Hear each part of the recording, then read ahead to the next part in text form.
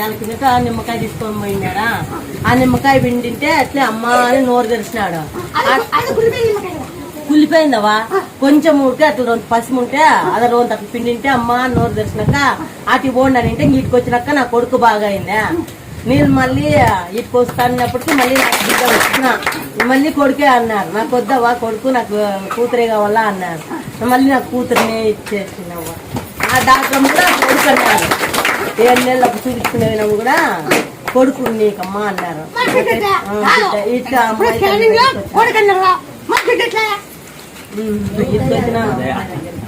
నాకు 2 కొడుకులు వద్దావా వేసినావా కాదన్నారవా నమ్మకం లేదన్నా. కొట్టి నిమ్మకాయ తీసుకొచ్చి నాకు